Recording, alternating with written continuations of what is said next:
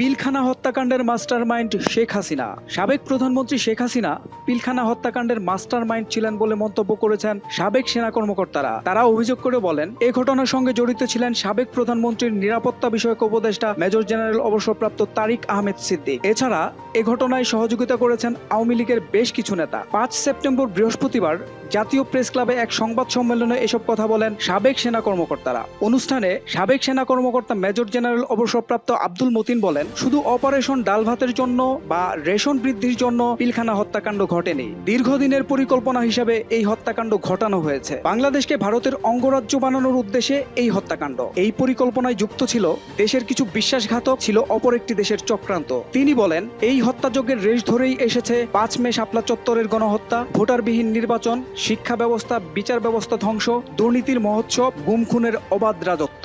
এ ঘটনায় অনেকে চাকরি হারান, অনেকে পদোন্নতি বঞ্চিত হন। সঠিক তদন্তের মাধ্যমে এই হত্যাযজ্ঞের বিচার না করা হলে এবং দোষীদের দৃষ্টান্তমূলক শাস্তির আওতায় না আনা হলে ছাত্র আন্দোলনের মাধ্যমে পাওয়া নতুন স্বাধীনতার মুখ থুবড়ে পড়বে।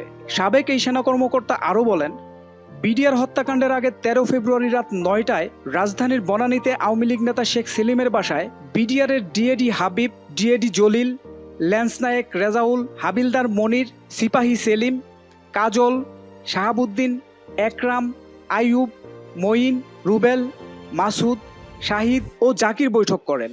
এর আগে পরেও বিডিআরের সদস্যরা বেশ কয়েকটি বৈঠক করেন। সুবেদার গোফরান মল্লিক নবীন সৈনিকদের উদ্দেশ্যে উস্কানিমূলক বক্তব্য দেন। মেজর জেনারেল অবসরপ্রাপ্ত আব্দুল মতিন বলেন, 2008 সালের 17-18 ডিসেম্বর ব্যারিস্টার ফজলে নূর তাপসের বাসাতেও হাবিলদার মনির, সিপাহী সাহাব, সিপাহী মনির বৈঠক করেন। নির্বাচনের আগের দিন সন্ধ্যায় বিডিআর দরবার সংলগ্ন মাঠে সিপাহী কাজল, সেলিম, মঈন, রেজা এবং বেসামরিক ব্যক্তি জাকির সহ কয়েকজন বৈঠক করেন।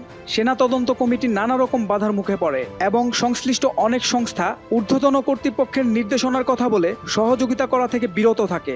সংবাদ সম্মেলনে উপস্থিত ছিলেন ব্রিগেডিয়ার জেনারেল অবসরপ্রাপ্ত মোর্শেদুল হক, কর্নেল অবসরপ্রাপ্ত আব্দুল হক, লেফটেন্যান্ট কর্নেল অবসরপ্রাপ্ত আমিনুল ইসলাম, লেফটেন্যান্ট কর্নেল অবসরপ্রাপ্ত সৈয়দ কামরুজ্জামান ও লেফটেন্যান্ট কর্নেল অবসরপ্রাপ্ত সৈয়দ কামরুজ্জামান। সোহেল মাহমুদ, দৈনিক নতুন সময়, ঢাকা।